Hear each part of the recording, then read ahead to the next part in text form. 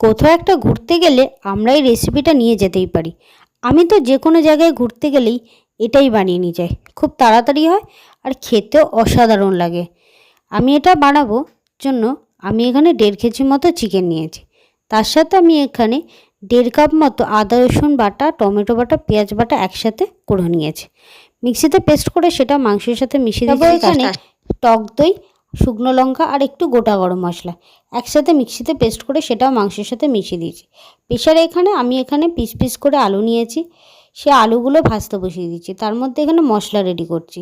মশলার মধ্যে দিয়েছি হলুদ, নুন আর বেশি করে ধনে গুঁড়ো মশলাটাই বেশি করে দিতে হবে।